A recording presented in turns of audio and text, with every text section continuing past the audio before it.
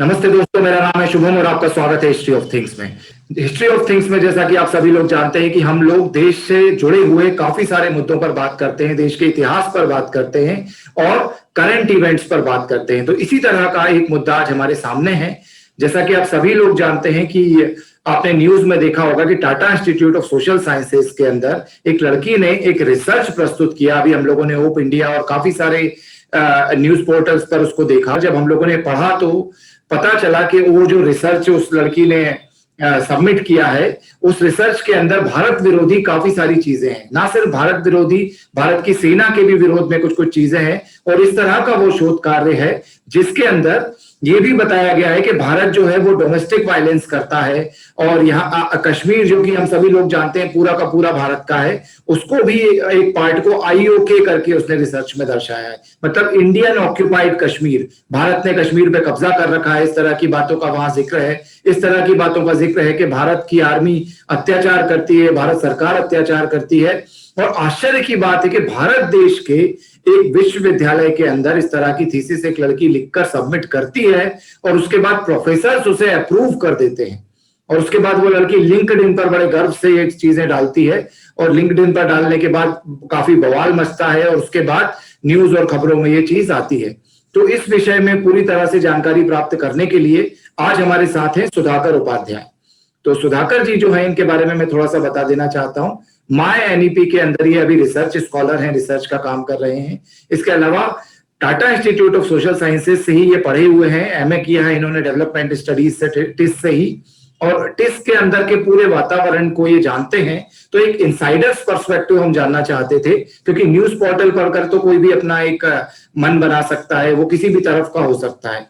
तो टाटा इंस्टीट्यूट के अंदर जो व्यक्ति खुद पढ़ा है और यहाँ तक कि वो डीएसएसएफ करके एक छात्रों की ऑर्गेनाइजेशन है, उसके प्रेसिडेंट भी रहे हैं वहां पर, तो वो जानते हैं कि वहां पर छात्रों किस तरह से काम कर रहे हैं, क्या सोचते हैं।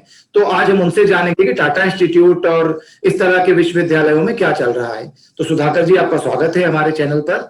तो सबसे पहला मेरा प्रश्न है, ये कंट्रोवर्सी जो अभी हुई है रिसेंटली, ये क्या है, थोड़ा सा व्यूअर्स को बताइए। जी जी बहुत धन्यवाद शुभम भैया, सबसे पहले तो यहाँ मुझे बुलाने के लिए। और दूसरा, एक महत्वपूर्ण मुद्दों पर आपके वीडियोस में देखता हूँ, राष्ट्र और संस्कृति से जुड़े सभी मुद्दों पर आप बेबाकी से अपने विचार रखते हैं और इस पर भी आपने उठाया है। ये बहुत एक काबिले तारीफ एक इनिशिएटिव है। तो इस पूरे मुद्दे को बताना चाहूंगा। टिस में जो मास्टर्स की डिग्री होती है उसमें थीसिस या डेजर्टेशन एक कंपलसरी पार्ट है, जिसके आपके 7 या 8 क्रेडिट्स होते हैं और आपको लास्ट सेमेस्टर में सबमिट करना होता है। और टिस के मुख्यतः 4 कैंपसेस है जहां कोर्सेज चलते हैं। मुंबई, हैदराबाद, गुवाहाटी और तुलजापुर महाराष्ट्र में ही है। ये घटना हैदराबाद कैंपस की है। इसके अलावा Tata institute of social sciences के कई रिसर्च सेंटर्स भी चलते हैं, चेन्नई, पटना, ऐसी कई जगहों पर हैं। तो काफी जगह पर टिस का एक प्रेजेंस है और स्टूडेंट्स में एक प्रभाव भी है। तो टिस हैदराबाद में वुमेन स्टडीज में पढ़ने वाली एक छात्रा का ये रिसर्च है, उनकी ये थीसिस है, जिसमें उन्होंने दिखाने के लिए, या कहें कि पहली दृष्टि में तो जेंडर वायलेंस पर रिसर्च है, परंतु टॉपिक ही है जैसा कि आपने बताया इंडिया ऑक्यूपाइड कश्मीर। तो पहले ही इन्होंने कह दिया कि इंडिया का नेचुरल क्लेम नहीं है, ऑक्यूपाई कर रखा है, यानी कि फोर्सफुली या जबरदस्ती ले रखा है।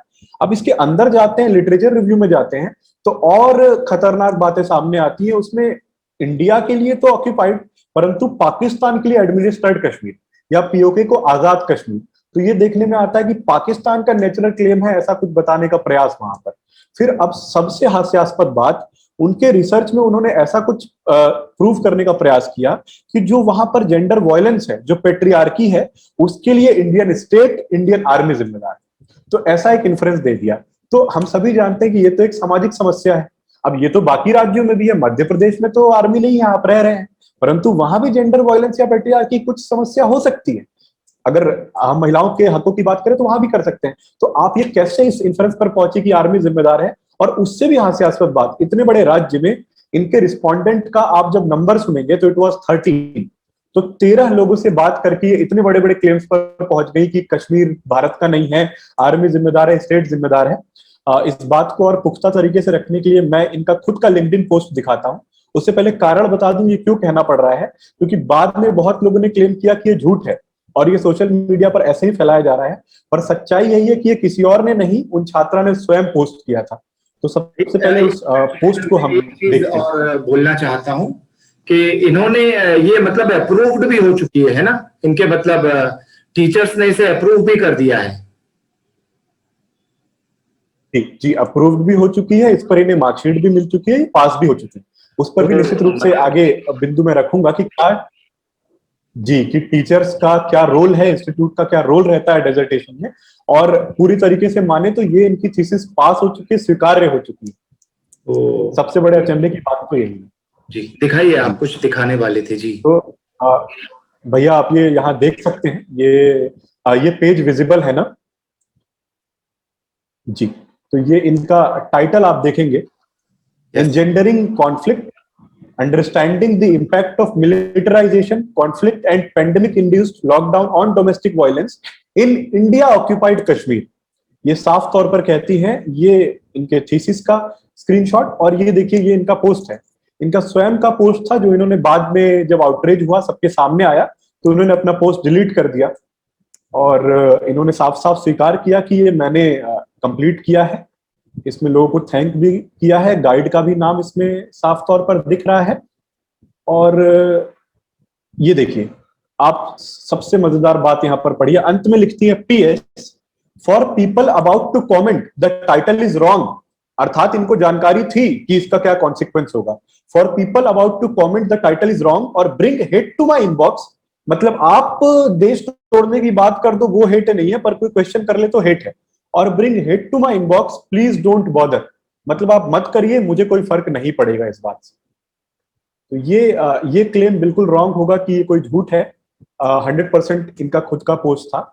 और भैया आपने बीच में मुद्दा गर्व से मतलब शेयर कर रही हैं। और मैं तो मतलब ये सोचता था कि ये चीज जो है, ये इंडियन ऑक्यूपाइड कश्मीर जो ये शब्द है, ये कहीं थीसिस में अंदर आया होगा। ये तो मेरे टाइटल में आ रहा है। मतलब ये जानबूझकर मतलब आना चाह रहे हैं, इन्वोक करना चाह रहे हैं। और भारत देश के अंदर रहकर, भारत की यूनिवर्सिटी के अंदर आप मतलब हमारी फॉरेन पॉलिसी तक जो है, UN में तक जाकर हमारा विदेश मंत्रालय मतलब इररेस्पेक्टिव ऑफ एनी गवर्नमेंट हमेशा ये कहता रहा है कि, कहता क्या रहा है ही वो इंडियन पार्ट है पूरा का पूरा कश्मीर। वहां ये बोल रही है इंडियन ऑक्यूपाइड कश्मीर। और हमारी यूनिवर्सिटी के प्रोफेसर, जैसा कि मैंने वहां नाम पढ़ा, नीलरंजन रॉय ऐसा कुछ नाम था, वो मतलब उसको अप्रूव्ड कर देते हैं। ये मतलब बहुत शॉकिंग है जी। आप कुछ बता रहे थे जी। भैया आपने जो अभी मुद्दा रखा, हाँ, उसका कॉन्सिक्वेंस तो यहां तक हो सकता है भैया कि जैसे आपको पता है कि इंडिया और पाकिस्तान में UN में ये मुद्दा है। जब से भारत के पहले प्रधानमंत्री ने उसको अटैच करवा दिया था, तभी से वहां चर्चा चलती है और पाकिस्तान भी अपना पक्ष रखने का प्रयास करता है। तो अगर वहां पर ऐसी थीसिस किसी ने पिकअप कर ली और UN में पाकिस्तान के रिप्रेजेंटेटिव बोल दे कि आप ही का देश नहीं मानता, हमारा क्लेम क्या गलत है, तो सोचिए इसका कितना घातक प्रयोग आगे चलकर हो सकता है। दूसरा, आपने बीच में बहुत महत्वपूर्ण बिंदु उठाया था कि कैसे अप्रूव हुआ।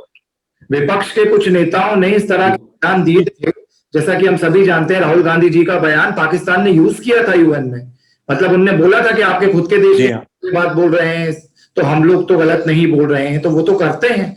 और इस तरह के काम यदि हमारी यूनिवर्सिटीज करेंगी तो कैसे, मतलब ये तो एंटी इंडिया है, सीधे सीधे हमारी फॉरेन पॉलिसी के खिलाफ है जी। सुधाकर जी, बिल्कुल कंप्लीटली एंटी इंडिया एक्टिविटी है और इसीलिए इस पर चर्चा जरूरी है।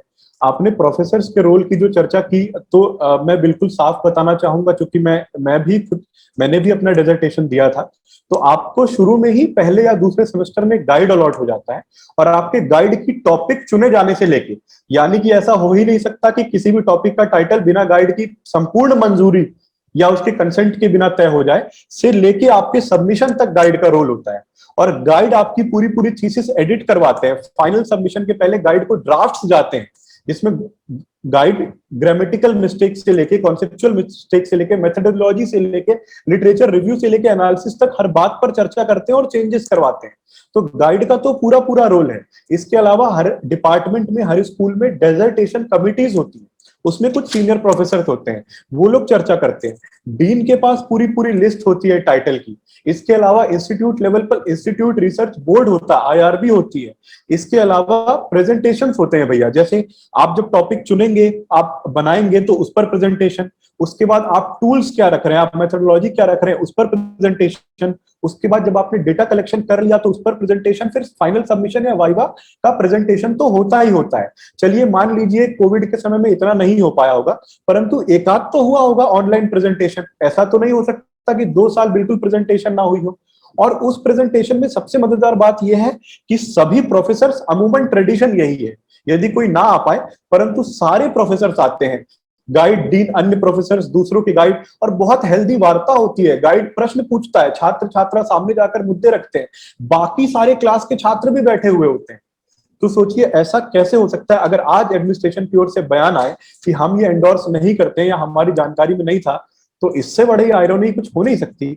और सबसे बड़ा एंडोर्समेंट तो यही हो गया कि आपने उस बात पर तो डिग्री दे दी उस छात्रा को। आपको रोकना चाहिए था, अगर आपको गलत लगता तो आपको सुधार करवाना चाहिए था, और समय देकर उनको बोलना चाहिए था कि आप संशोधन करें किसी अन्य गाइड के साथ अटैच करके। और उससे भी ज्यादा खतरनाक बात ये भैया कि किसी भी प्रोफेसर ने, किसी भी छात्र या छात्रा ने इस पूरी प्रक्रिया के दौरान एक का भी जमीर नहीं जागा, एक ने भी ये नहीं कहा कि ये आप लोग क्या कर रहे हो, आप लोग कश्मीर पर कैसे क्वेश्चन कर सकते हो। तो सोचिए अंदर ही अंदर क्या माहौल चल रहा है। नहीं, हम सभी लोग जैसा कि जानते हैं कि पीएचडी थीसिस में भी ऐसा ही होता है, एमए की भी अमूमन ऐसे थीसिस जो पोस्ट ग्रेजुएशन के होते हैं उनमें असल में मैं तो बल्कि इससे भी एक बात आगे बढ़कर कहना चाहूंगा कि छात्र से ज्यादा वो टॉपिक और हेडिंग असल में गाइड ही चूज करता है। तो ये मतलब जी की हुई हेडिंग भी कही जा सकती है कि मतलब छात्र से ज्यादा तो वो गाइड का हाथ है उसमें, कि उस तरह से उसने उसको मेंटर किया और वो पूरे 13 लोगों के सैंपल सेट के साथ, जैसा कि आपने बताया, अप्रूव कर देना, मतलब वो एक पर्टिकुलरली एक आइडियोलॉजी की तरफ चिन्हित करता है। तो इसी से जुड़ा हुआ मेरा एक दूसरा प्रश्न है सुधाकर जी, कि ये जो है ये पहली बार टाटा इंस्टीट्यूट में हुआ है या फिर पहले भी हो चुका है? क्योंकि मैंने कई बार इस तरह की न्यूज सुनी है, जब जेएनयू में नारे लगे थे तो टिस के बहुत सारे बच्चे उसके समर्थन में उतर आए थे। कई बार ऐसा भी हुआ था कि बहुत सारे लोग जिनको फांसी लगी थी, जो भारत विरोधी थे, उनके फेवर में भी बहुत सारे प्रोटेस्ट वहां हुए थे। उसके बाद सीएए के समय भी काफी लोग वहां से निकले थे। तो इस तरह की चीजें हम न्यूज में पढ़ते रहते हैं, लेकिन एक इनसाइडर्स पर्सपेक्टिव जानना चाहता हूं कि टिस में पहली बार ऐसा कुछ हो रहा है या ये चलता रहता है टाटा इंस्टीट्यूट में इस तरह का काम? जी बहुत अच्छा प्रश्न पूछा आपने। बिल्कुल ये जानना बहुत जरूरी है, क्योंकि कई लोग इसको वन ऑफ मिस्टेक के रूप में दिखा रहे हैं या अंदर की सच्चाई छुपाने का भी प्रयास कर रहे हैं। और निश्चित रूप से इंस्टीट्यूट अच्छा है, काफी अच्छे प्रोफेसर हैं, स्टूडेंट्स भी हैं, परंतु एक दूसरा पक्ष भी है। और जैसा कि आपने कहा, ऐसी एंटी नेशनल गतिविधियां, ऐसी समाज को तोड़ने वाली गतिविधियां लगातार चलती रहती हैं, और ये पिछले कई वर्षों से हो रही है। कुछ लोगों ने एक, जैसा कि आपने कहा, खास आइडियोलॉजी के लोगों को जानबूझकर घुसाया, उनको प्रमोट किया, जो उतने शायद काबिल नहीं थे कि इतने अच्छे इंस्टीट्यूट में आ पाए एडमिनिस्ट्रेशन या एक अध्यापक के रूप में, परंतु वो आए और तभी से ऐसी गतिविधियों को बढ़ावा मिला। हम सभी को याद होगा भैया कि पुलवामा में किस प्रकार से कायरतापूर्ण अटैक हुआ था हमारे जवानों को। उस समय हमने अपने देश के वीर जवानों को खोया, सभी, पूरा देश दुख में था, सभी ने जवानों का साथ दिया। उस समय हम लोगों ने छात्र संगठन के रूप में एक प्रयास किया, एक कॉन्डोलेंस मीटिंग बुलवाई हमारे जवानों के सम्मान के लिए और कैंडल मार्च रखा। बहुत ही सफल रहा, उसमें लगभग 300 की संख्या में आए। तो ऐसा नहीं है, समर्थन में भी वॉइसेस थी, परंतु उसके बाद ही क्या हुआ उसको भी मैं एक यहाँ पर प्रूफ के साथ दिखाना चाहूंगा, ताकि हम ऑथेंटिक रूप से फैक्चुअल बात कर पाए। तो जैसे ही उसका मैसेज जाता है ग्रुप में, तो आप देखिए यहाँ पर क्या रिएक्शन है। ये एक 3-4 हैं, इनमें से मैं क्रोनोलॉजी में दिखाने का प्रयास करता हूं। ये देखिए, ये फुल स्क्रीन यदि करें तो ये एक सादा मैसेज बनाया गया, जिसमें लोगों से केवल इतनी रिक्वेस्ट की गई कि ऐसी एक condolence ceremony and candle lighting है, आप इसमें आ जाइए, और जिसको नहीं आना है वो छोड़ सकता है, कोई जबरदस्ती तो थी नहीं। परंतु एक व्यक्ति का आप मैसेज देखिए, लोल, मतलब यहाँ पर बात जवानों की मृत्यु, बल्कि मैं कहूंगा नृशंस हत्या की हो रही है। वहां पर तुरंत मैसेज आया हंसी का, कि इन्हें हंसी आ रही है जवानों की ऐसी दयनीय हालत पर। और अगर इससे भी क्लियर ना हो कि इनकी सोच क्या है, तो मैं आगे के मैसेजेस पर जाना चाहूंगा। चर्चा हुई, 1-2 छात्रों ने उसी ग्रुप में विरोध भी किया, तो देखिए इनका क्या कहना है। फिर जैसा कि अगेन हम इस स्क्रीनशॉट में देख सकते हैं कि इन्होंने बोला कि मैं बिल्कुल सही हूं, मैं अपने इस पक्ष को सही मानती हूं, और जो लोग मरे हैं वो स्वयं इनोसेंट सिविलियंस, अगर आप देख पाए, even if the ones who died have been completely untainted of killing innocent civilians, जो कि मानती है कि फिर भी गलत है। तो इस इंस्टीट्यूशन, यानी कि आर्मी जैसे इंस्टीट्यूशन जो इनोसेंट लोगों को मारता है, तो इसके लिए मैं पूरे पूरे आर्मी को जिम्मेदार मानती हूं और मैं ऐसे किसी व्यक्ति का समर्थन नहीं कर सकती। यानी कि डायरेक्टली बोल दिया कि आर्मी इनोसेंट सिविलियंस को मारने का कार्य करती है। अब ये देखिए, ये उससे और भी क्लियर है, paying condolence to the most violent and masculinist institution which implements all the state sponsored violence projects, the least reaction is deserves a blow. यानी कि स्टेट स्पॉन्सर्ड, यानी कि स्टेट द्वारा किए जाने वाले वायलेंस प्रोजेक्ट को करवाने वाली ही आर्मी है, ऐसे लोगों को कॉन्डोलेंस देना मेरी नजर में गलत है। ये आगे देखिए अगर, तो ये वही सोल्जर्स हैं जिन्होंने हजारों लोगों को मारा है, हजारों लोगों का रेप किया है। पहली ही line, probably the very soldiers who have killed and raped thousands of innocent civilians in the name of national security. और आगे उन्होंने कहा कि जो लोग अटेंड करते हैं वो मेरी नजर में भक्त हैं। मतलब आर्मी और देश की बात को किस प्रकार से देखिए पॉलिटिक्स से जोड़ दिया जाता है ताकि लोग एक दबाव में आ जाएं, but I can still laugh. तो मैं जा नहीं सकती परंतु मैं हंस तो सकती हूं। तो ये एक 2019 की घटना मैंने आपसे शेयर की और इससे आप समझ सकते हैं कि वहां पर क्या माहौल है। तो ये बिल्कुल भी शर्मनाक है। मतलब सुधाकर जी, ये मतलब पुलवामा अटैक में यदि इस मूर्ख को पता हो कि मतलब वो तो हमारे जवान मरे थे, ये क्या बात है? मतलब वो लोग जो इनोसेंट लोग मरे हैं, इनोसेंट ये हुआ है वो हुआ है, मतलब हमारे जवान मर रहे हैं, उन्हें पाकिस्तान की तरफ से गोली मारी जा रही है और वो उन्हीं जवानों को गालियां दी जा रही है वहां पर, जो भी व्यक्ति है वो डिटॉक्सिफिकेशन नाम से, मतलब हमारे अपने जवानों को वो गाली दे रहा है वहां पर या दे रही है, जो भी है। तो इस तरह की हरकत, मतलब ये सोच, आप सोचो, मतलब मुझे ना फिर से एक बार ये सवाल मेरे मन में उठ रहा है कि उस कॉलेज के अंदर पढ़ने वाले छात्रों के मन में ये सोच कहां से आ रही है। मैं फिर मतलब जैसे कि वो इनोसेंट बोल रही है दूसरे लोगों को, मैं उसको इनोसेंट बोल रहा हूं, या जो बोल रहा है कि वो व्यक्ति इनोसेंट है, ये सोच कहां से उसके मन में डाली जा रही है बार बार सेना के प्रति, कश्मीर के प्रति। और ये आपने 2019 का बताया शायद, है ना? जी भैया, 2019 फरवरी जब ये पुलवामा की घटना आप बता रहे हैं, सेम अभी भी हम रिएक्शन जो ये लड़की लिख रही है अभी, जिसने थीसिस लिखी है टाटा इंस्टीट्यूट में, उसमें भी जो वो है वो काफी मैच कर रहा है आइडियोलॉजी के, वो भी सेना पर ही इस चीज का इल्जाम लगा रही है और वो भी भारत वो कर रही है। इसका मतलब ये कुछ ऐसा है कि इनके दिमाग में ये कोई भर रहा है जिससे सभी छात्र उस तरह के बनते जा रहे हैं। जी भैया, ये एक घटना तो टिप ऑफ द आइसबर्ग है, कुछ और घटनाएं मैं आपसे जल्दी से साझा करना चाहूंगा, फिर हम आगे बढ़ेंगे। ये वाइड स्प्रेड है, कई लोग, आपने जो अभी कहा बिल्कुल सत्य है, कई लोग ऐसा मानते हैं और इसके सबसे बड़े प्रूफ यही है कि जो मैं घटनाएं आपको बताऊंगा, किसी भी छात्र संगठन के द्वारा, हमारा अगर डीएसएसएफ छोड़ दे या कई जो छात्र खुद को न्यूट्रल भी कहते हैं, उनके द्वारा ऐसी किसी घटना के लिए कोई कंडेमेशन नहीं आता, मतलब उसके लिए कोई भी ये नहीं कहता कि ये गलत हुआ।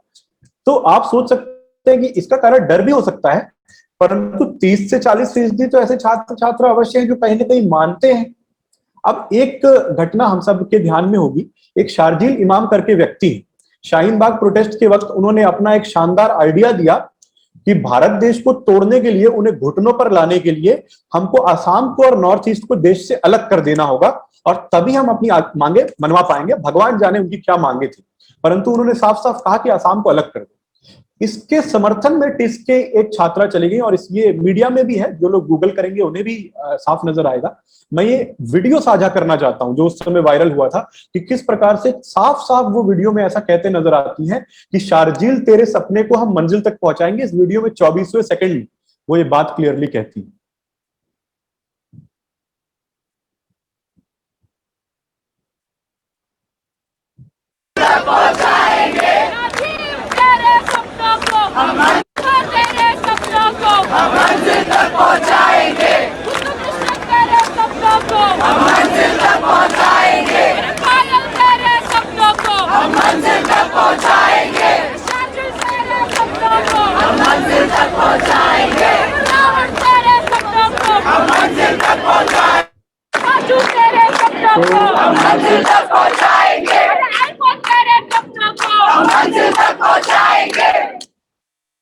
ना सिर्फ शार्जिल, यदि आप वीडियो आपने सुना हो भैया अभी, तो उसमें अकबर के भी सपनों को पूरा करना वो चाह रही हैं, रावण के भी सपनों को, न जाने ऐसा कौन सा सपना है, क्या गजवाए हिंद करना है, क्या करना है, ये उनका मन ही बता सकता है। तो आप सोच सकते हैं कि कितना डीप। ये शार्जिल अहमद ये वही लड़का है जो बोलता था कि चिकन नेक को भारत से अलग कर देना चाहिए, जिसका एक बयान सीए प्रोटेस्ट के समय आया था, ये वही है क्या? जी हाँ, ये वही शार्जिल इमाम है। बहुत भारत इन पर से नॉर्थ ईस्ट को अलग करने के लिए चिकन नेक पर हमला करके उसे अलग कर दिया जाए, वहां कब्जा कर लिया जाए, भारत के टुकड़े हो जाएं, इस तरह के बयानात जिस व्यक्ति ने दिए थे, उसके सपनों को सच करने की बात टाटा इंस्टीट्यूट के बच्चे कह रहे हैं। तो उसका सपना मतलब नॉर्थ ईस्ट को तोड़कर भारत को तोड़ देना था, तो यही सपना ये जी कह रहे हैं। जी हाँ, जी हाँ। तो आप सोचिए कि एक छात्र जो देश के लिए पढ़ रहा है, जिसे हम देश का भविष्य मान रहे हैं, उसके मन में क्या क्या सोच बन रही है, ये कितनी हमारे लिए घातक बात है। ये आगे चल के गृह युद्ध वाली सिचुएशन में हम फंसते जा रहे हैं। इसके अलावा ये कोई दो इंसिडेंट, ये कोई फिर भी लोग सोचे चलो 2 गिना दिए, 3 गिना दिए, पर ये 2-3 भी नहीं है। सेम सीए के प्रोटेस्ट पर टिस के कई बच्चे, ठीक है सीए एक पॉलिसी है, आप एंटी हो सकते हो, कोई बात नहीं, आपको नहीं पसंद आई, परंतु आप प्रोपेगेंडा की हद देखिए। टिस में छात्रों की टीमें बनी जिन्होंने मुंबई से पूरे देश के प्रोटेस्ट को लीड किया, अग्रणी रहे वो लोग, फेस रहे, और ये इन्होंने बस्तियों को टारगेट किया, अनपढ़ लोगों को टारगेट किया, जो बेचारे अपनी मजदूरी करके अपना घर चलाना चाहते हैं, अपने परिवार का पेट पालना चाहते हैं, और खुद के एक प्रिविलेज का फायदा उठाए कि हम एक इंस्टीट्यूट में है तो हम उन्हें मैनिपुलेट करें। उनके घरों में जाकर, बस्तियों में जाकर, दलित बस्तियों में जाकर, मुस्लिम बस्तियों में जाकर वहां ये बताया कि इस एक्ट के द्वारा, एनआरसी के द्वारा आप देश से बाहर निकल दिया जाए। अपना सपोर्ट बढ़ाने के लिए इस एक्ट के अगेंस्ट में लोगों को जा जाकर ये बताया कि आपको देश से बाहर निकल दिया जाएगा। तो आप स्वयं कहें, क्या ये कोई जुर्म नहीं है? इस प्रकार से भड़काना, लोगों को झूठ बोलना। केवल यही नहीं, आर्टिकल 370 के समय पर लोग पूरे अगेंस्ट में रहे कि ये गलत हुआ, जबकि हम जानते हैं कि 370 के कारण कितना नुकसान हुआ सोशल जस्टिस को और स्वयं कश्मीर को और जम्मू को। और उस समय की एक घटना मैं बताना चाहूंगा भैया, कि एंटी 370 टॉक तो तुरंत हो गई, वो वहां के स्टूडेंट्स यूनियन ने ही करवाई। हम एक दूसरा पक्ष रखना चाहते थे, हम श्री सुशील पंडित जी के साथ एक पक्ष बताना चाहते थे कि कैसे कश्मीरी हिंदुओं पर जुल्म हुआ है और कैसे 370 हटना उनके लिए जरूरी था। वो टॉक अलाउ नहीं की गई, हमें परमिशन नहीं दी गई। हमने बकायदा प्रोसेस के साथ कागज जमा किया, डीन स्टूडेंट अफेयर को जमा किया, दिया उन्हें, हमें ना वो कागज वापस मिला, ना हमें परमिशन मिली। हमने मेल किया, हमने सभी अधिकारियों को मेल किया, हमें किसी मेल का कभी कोई जवाब नहीं आया। अगर हम मिलने का प्रयास करने गए तो कोई हमसे मिलने भी रेडी नहीं हुआ, हमें इस मुद्दे पर कोई जवाब नहीं दिया गया। और जो दूसरा पक्ष, जो स्टूडेंट यूनियन ने एंटी 370 रखा था, उसमें एक भी हिंदू रिप्रेजेंटेटिव, कश्मीरी हिंदू रिप्रेजेंटेटिव ही नहीं था। तो किस प्रकार से एक वन साइडेड नैरेटिव, एक वन साइडेड ट्रैक, अगर हम कहें कि यूनिवर्सिटीज एक डिबेट की जगह है जहां पर विचारधाराओं के बीच डिबेट होती है, तो आप दूसरा सुनने तो रेडी हो जाइए। हम ये नहीं कहते कि हम ही पूरे सही हैं, लेकिन आप हमें बोलने तो दीजिए। तो बोलने का भी मौका वहां पर नहीं मिलता। सिमिलरली राम मंदिर का जब जजमेंट आया तो ये अगेंस्ट थे, अगेंस्ट ही नहीं थे, कुछ छात्र संगठन थे, उनका लेटर आया कि आप बाबरी मस्जिद वापस बनवाइए, वापस कॉल कर दिया। तो एक जो एक गुलामी का प्रतीक है, हमें इतिहास अब क्लियर है, आर्कियोलॉजी के माध्यम से, शिलालेखों के माध्यम से, स्वयं जो इस्लामी शासक या कुछ और लोग, लेखक लोग लिख के गए, उन्हीं कागजों से क्लियर है। बाबर नामा नाम से जो उनके राज पर ही लिखी गई एक पुस्तक है, उससे क्लियर है। तो उस जुल्म के प्रतीक को, उस गुलामी के प्रतीक को ये वापस बनवाना चाहते हैं। अगेन अगर मैं बोलूं कि बहुत सारे ऐसे टेररिस्ट हैं जो भारत के, जैसे पार्लियामेंट अटैक हुआ, जैसे एक बार प्लेन हाईजैक हुआ, तो ऐसे बहुत से टेररिस्ट हैं जिनको हम जानते हैं, अफजल गुरु। उन सब की माफी के लिए, उनके पार्डनिंग के लिए टिस के छात्र, ना केवल छात्र, टिस के कई प्रोफेसर से जो पत्र लिख चुके हैं कि इन्हें माफ कर दिया जाए। तो अब आप ये सोचिए भैया कि अगर ऐसे लोगों को हम माफी देने लगे तो क्या गारंटी है कि कल को ये फिर से संसद पर अटैक नहीं करेंगे? क्या गलती है, कल गारंटी है कल से फिर को कुछ हाईजैक नहीं करेंगे? तो ये केवल वन ऑफ घटना नहीं है, ऐसी कई घटनाएं हैं, और ये घटनाएं हमेशा देश के अगेंस्ट, हिंदू संस्कृति के अगेंस्ट, हिंदू चिन्हों के अगेंस्ट, हिंदू कल्चर के अगेंस्ट ऐसी चीजें होती हैं। और अगर कोई भी छात्र इनके सपोर्ट में कुछ कहता है तो सभी उसके दुश्मन हो जाते हैं। बल्कि एक मैं वर्ड यूज करूं तो ये कन्वर्जन की मशीन की तरह काम कर रहा है, जिसमें कुछ लोग लगे हुए हैं कि जो छात्र आता है वो कुछ और होता है, जब जाता है वो कुछ और होता है। जब वो टिस छोड़ता है 2 साल बाद, तो वो अपनी ही संस्कृति, अपने ही समाज, अपने देश से कहीं ना कहीं घृणा करने लगता है, और जो कि मुझे लगता है बहुत ही गलत है। धाकर जी, जैसा कि आपने बताया अभी हम लोगों को कि इस तरह का मतलब क्रियाकलाप इन यूनिवर्सिटीज में चल रहा है, specially Tata institute of social sciences के विषय में हम लोगों ने बात की। पता नहीं कितने ऐसे भारत के सोशल साइंसेज के कॉलेजेस होंगे जिनके अंदर ये सब कुछ चल रहा होगा।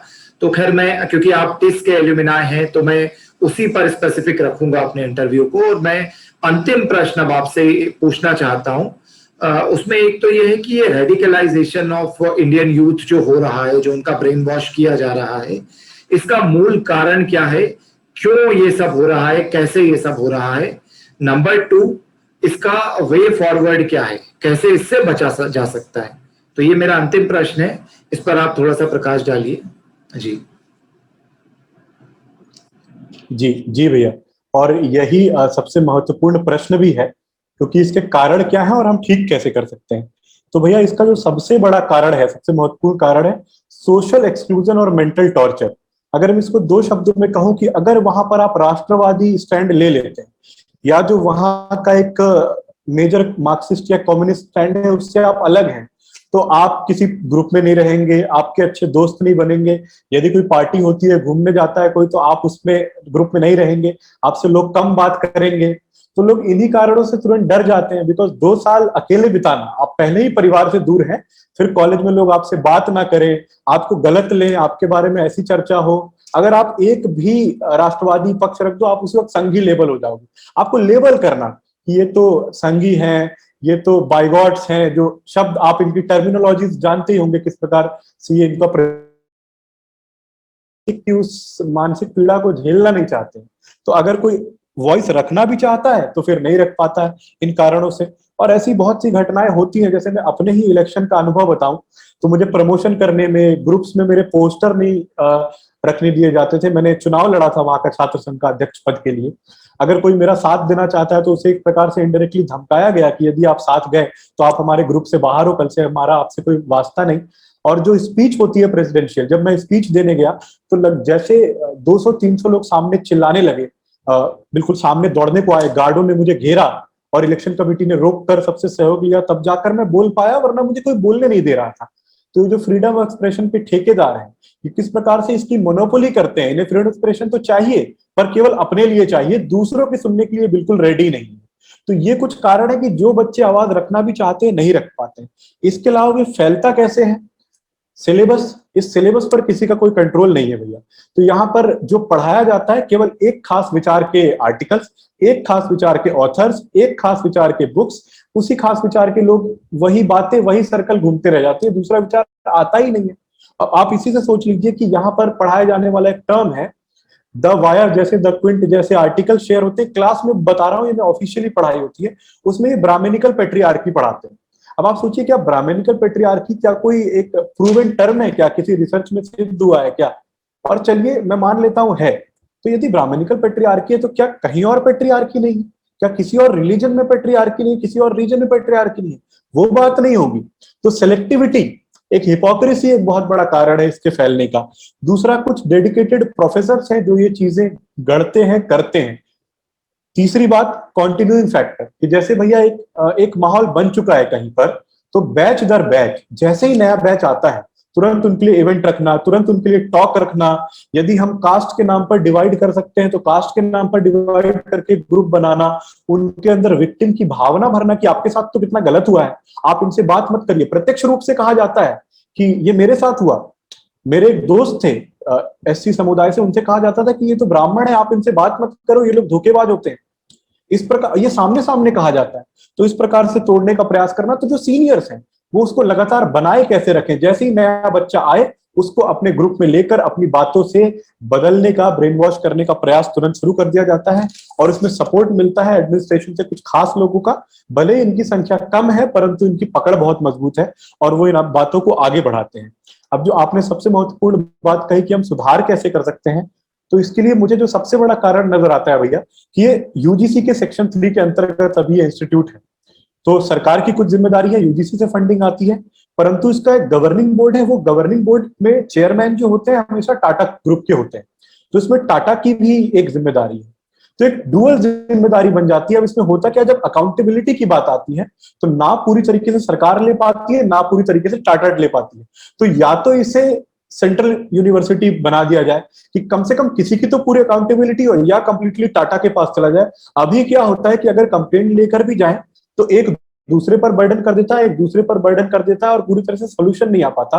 तो पहले तो इसका जो स्ट्रक्चर हो वो क्लैरिटी आए। जो नेशनल एजुकेशन पॉलिसी में नई वाली में बात भी रखी गई है कि सिंप्लीफाई किया जाए, ये डीम्ड टू भी ऐसा कुछ ना रहे। अब सेंट्रल, स्टेट, प्राइवेट केवल 3 कैटेगरी की यूनिवर्सिटीज रहे, तो मुझे लगता है वो एक रिफॉर्म हो सकता है। दूसरा, अगर क्लीन अप होना है कहीं से, तो मुझे लगता है टाटा बोर्ड एक प्रयास ले। इसमें मैं आपको एनेक्डोट बताना चाहूंगा भैया कि इंस्टीट्यूट बना कैसे था। जमशेदजी टाटा को इस इंस्टीट्यूट का इंस्पिरेशन स्वयं स्वामी विवेकानंद ने दिया था। जब वो दोनों एक शिप में ट्रेवल कर रहे थे, तब स्वामी जी ने कहा कि इस देश को, हमारे समाज को आगे बढ़ाने के लिए राष्ट्रवादी संस्थान की आवश्यकता है, और आपकी being a big businessman, being a philanthropist of our country, एक जिम्मेदारी बनती है कि आप एक ऐसा संस्थान शुरू करें। तो आप सोचिए किस उद्देश्य से शुरू हुआ था और यात्रा करते करते कहां पहुंच चुका है, क्या घटनाएं हो रही हैं। और टाटा ट्रस्ट की जिम्मेदारी इसलिए भी अधिक बन जाती है क्योंकि टाटा ट्रस्ट बहुत ही जिम्मेदार बिजनेस ग्रुप्स में से है इस देश के, और बहुत बड़े फिलैंथ्रोपिस्ट समूहों में से है। अभी कल एक रिपोर्ट आई है विदोशी की, जिसमें यह बताया गया कि पिछली सेंचुरी के सबसे बड़े फिलैंथ्रोपिस्ट जिन्होंने सबसे अधिक रुपए दिए हैं, वो जे.आर.डी. टाटा है और वही इस संस्थान के फाउंडर है। और केवल यही नहीं, उन्होंने ऐसे बहुत से संस्थान इस देश के लिए, जैसे कि IISc, जैसे कि TIFR बनाया है। तो मुझे लगता है टाटा बोर्ड एक जिम्मेदारी ले और अकाउंटेबिलिटी तय करे। यदि कोई प्रोफेसर प्रूवन रूप से पाया जाता है कुछ गलत करते हो, तो उन पर एक्शन हो, और ताकि एक डेटरेंस आए, लोगों में एक फीलिंग आए कि नहीं, हम गलत करते हैं तो निर्बाध नहीं जाएगा, वो बात बाहर जाएगी और उसके कुछ ना कुछ कॉन्सिक्वेंसेज होंगे। तीसरा, ये जो मुद्दा हुआ है वो रिसर्च के कारण हुआ है। तो रिसर्च यदि कोई करता है तो वो अपलोड होना चाहिए, ऐसा कोई पोर्टल हो, इंस्टीट्यूट लेवल पर हो या UGC लेवल पर हो, और वो पब्लिक हो, कोई भी रिसर्च हो, लोग उसको पढ़ पाए, ताकि लोग जान पाए कि इस रिसर्च से क्या सिद्ध करना चाहते हैं, हमारा रुपया कहाँ लग रहा है। तो एक तो ये रिसर्च में कुछ सुधार हो और अकाउंटेबिलिटी तय हो। यदि कुछ गलत होता है तो केवल छात्र या छात्रा की गलती नहीं है, गाइड को और डीन को भी जिम्मेदारी लेनी होगी। क्योंकि जैसा आपने भी वीडियो में शुरू में कहा था कि निश्चित रूप से ये तो गाइड का एक बड़ा रोल होता है, मेंटर करने में इंस्टीट्यूट का बड़ा रोल होता है, तो आपको भी जिम्मेदारी लेनी होगी। इसके अलावा मैं ये कहना चाहूंगा कि सभी विचारधाराओं को स्पेस मिले, ऐसा एक माहौल बनाने का प्रयास किया जाए। यदि आप नरेंद्र मोदी की बुराई करना चाहते हैं, कोई बुरी बात नहीं, आप करें, परंतु क्रिटिसिज्म के घेरे में फिर प्रकाश करात भी आने चाहिए। अगर आप बीजेपी को क्रिटिसाइज करना चाहते हैं, करें, परंतु फिर कांग्रेस और लेफ्ट पार्टीज भी आनी चाहिए। तो मेरा ये कहना है कि सभी को एक हेल्दी डिबेट का मौका मिले, स्पेस रखने का मौका मिले, और एक ध्यान हमारी शिक्षा पद्धति में ये भी आए कि अगर राइट्स हैं तो ड्यूटीज भी, अगर फ्रीडम ऑफ एक्सप्रेशन है तो एक कॉन्स्टिट्यूशनल मोरालिटी भी है। फ्रीडम ऑफ एक्सप्रेशन एब्सोल्यूट नहीं है, सब कुछ ओवरराइड नहीं कर सकती। और ये केवल मैं और आप या हम नहीं कह रहे, ये सक्सेसिव सुप्रीम कोर्ट के जो जजमेंट्स हुए हैं, अगर हम देखेंगे तो उसमें ये बात बार बार कही गई है कि ऐसा काम तो हम कम से कम ना करें कि बिल्कुल देश के ही अगेंस्ट चले जाएं। हमें एक जिम्मेदारी का, सामाजिक जिम्मेदारी का भी एहसास हो। अगर इंडिविजुअलिटी है तो एक समाज का हमारा एक ताना बाना भी है जिसमें हम बुने हुए हैं। और एक लास्ट में मैं पॉइंट रखूंगा भैया कि एक नेशन फर्स्ट अप्रोच एक हमारे संस्थानों में, देश में कहीं ना कहीं बढ़ाया जाए। इसके उदाहरण के लिए मैं बताना चाहूंगा कि विचारधारा कोई भी हो सकती है, हो सकता है कोई कम्युनिस्ट, कोई किसी भी विचारधारा को, वो सोशल जस्टिस की बात करे, इनइक्वालिटी कम करने की बात करे, कम से कम देश तोड़ने की तो बात ना करे। यदि हम एक कम्युनिज्म की बात कर ले भैया, तो कम्युनिस्ट तो चाइना में भी है। आपने कभी चाइना में सुना क्या कि कोई बड़ा आकर कहा कि अच्छा ये अधिक टेरिटरी किसी और को दे दो? कम्युनिज्म तो USSR में भी था, अलग देशों में भी है, परंतु वहां से कभी भी अपने देश को ही तोड़ने की बातें सामने नहीं आती। यूएसए में भी जो दो मेजर ब्लॉक्स हैं, जो पार्टीज हैं, वो लेफ्ट और राइट में ही है, परंतु जब जहां नेशनल इंटरेस्ट की बात आती है वो मिलके सोचते हैं और उस मुद्दे में यूएसए के हित में साथ रहते हैं। तो ऐसा ही एक माहौल हम अपने देश में बनाने का प्रयास करें और यही सोच हो, छात्रों में यही इनकलकेट किया जाए कि ठीक है, विचारधाराएं अलग होंगी, आपस में विवाद होगा, परंतु हम जो भी करें देश और समाज की बेहतरी के लिए करें। मुझे लगता है सिंपल एक ये यार्डस्टिक, सिंपल एक ये गोल रख सकते हैं हमारे सभी एक्शंस में, शिक्षा में, तो बहुत बढ़िया रहेगा और अच्छा हो पाएगा देश में। तो बहुत बहुत धन्यवाद सुधाकर, आपने अपना कीमती समय हमें दिया और बहुत ही अच्छे से आपने इस टॉपिक को समझाया। और हम लोग भी यही चाहते थे कि हमारे साथ इस टॉपिक पर डिस्कशन करने कोई रिसर्च स्कॉलर आए, कोई इस तरह का व्यक्ति आए जो मतलब कई बार ऐसा रहता है ना कि दोनों साइड के एलिमेंट्स रहते हैं, तो लोग किसी पर इल्जाम लगा देते हैं कि आप तो मतलब इस विचारधारा के हो, ये हो, और आप बिना तथ्यों के बात रख रहे हो। तो वैसा इल्जाम आप पर नहीं लगाया जा सकता, क्योंकि आपने सारे तथ्यों के साथ आपने लैपटॉप के अंदर से काफी वीडियोस भी दिखाए, स्क्रीनशॉट्स भी दिखाए, और रेफरेंसेस के जो आपने बात किया, लिंक्डइन का भी एक स्क्रीनशॉट था, और बहुत सारे रेफरेंसेस हम लोगों को ऑलरेडी इंटरनेट पर भी उन चीजों के मिलते हैं जो आप बता रहे हैं। तो जो बात यहाँ पर रखी गई है, मैं व्यूअर्स से भी कहना चाहूंगा अंत में कि हम लोग किसी पर्टिकुलर विचारधारा के खिलाफ नहीं है, लेकिन एक विचारधारा दूसरी विचारधारा को रोकने लगे, और उसमें भी यदि रोकना भी है चलो रोक लो, उसमें भी हमें इशू नहीं है कि चलो कुछ इंस्टीट्यूट राइट विंग के हो जाए, कुछ लेफ्ट के हो जाए, वहां राइट की ही बात हो वहां लेफ्ट की ही हो, कोई इशू नहीं है। इशू यहां आता है कि देश के खिलाफ मत जाओ। जब आप भारतीय सेना को बुरा बोलने लगते हो, जब आप भारत देश को बुरा बोलने लगते हो, भारत की सरकार के खिलाफ झंडे उठा लेते हो, भारत को तोड़ने की, नॉर्थ ईस्ट अलग करने की, इस तरह की बातें करने लगते हो, तो ये एग्जैक्टली अगेंस्ट अवर नेशन आता है, अगेंस्ट कॉन्स्टिट्यूशन होता है, हमारे विदेश मंत्रालय की जो सोच है उसके खिलाफ जाता है, भारत को ये डिफेम करता है दुनिया भर में। तो इस तरह के कई सारे हम लोगों ने भी इस तरह के उदाहरण देखे हैं कि दुनिया के बहुत सारे न्यूज़पेपर्स और उनकी फॉरेन पॉलिसीज हमारे खुद के रिसर्चेस को यूज करके और इंडिया को डिफेम करते हैं, और वो डिफेम के कारण इंडिया के अंदर इन्वेस्टमेंट भी रुकता है, इंडिया का नाम खराब होता है। और एक बार हम लोगों ने देखा भी था कि जब निर्भया रेप केस हुआ था, उसको बीबीसी ने और काफी न्यूज चैनल्स ने इस तरह से उछाला था कि भारत दुनिया की रेप कैपिटल हो गया है, और उसके बाद जर्मनी में कुछ बच्चों को एडमिशन तक नहीं मिला था, उनको बोला था आप रेप करने वाली कंट्री से आते हो।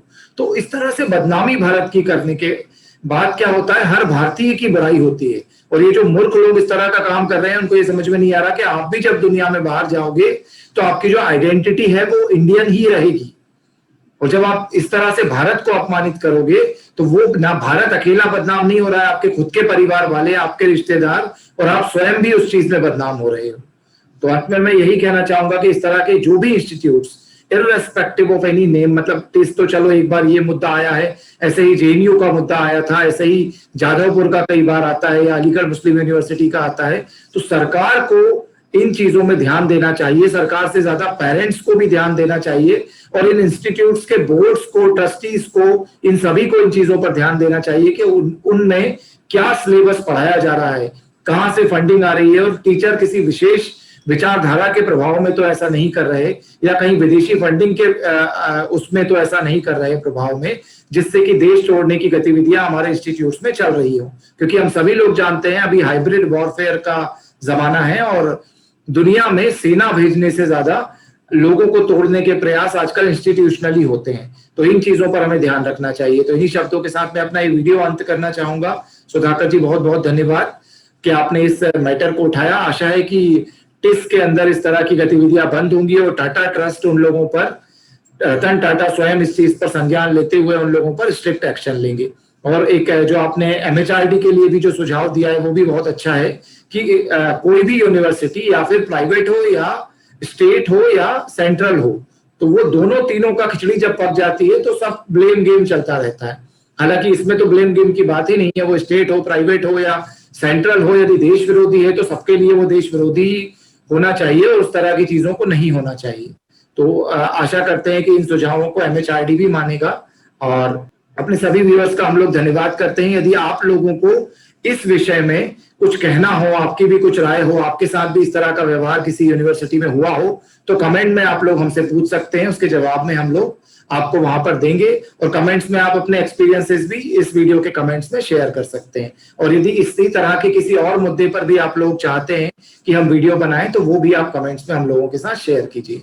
धन्यवाद। बहुत धन्यवाद भैया, आपने मुझे यहाँ बुलाया, ये मौका दिया, और आप ये अच्छा प्रयास कर रहे हैं राष्ट्र के हित के लिए। इसके लिए भी बहुत बहुत साधुवाद आपको। नमस्ते। धन्यवाद। नमस्ते।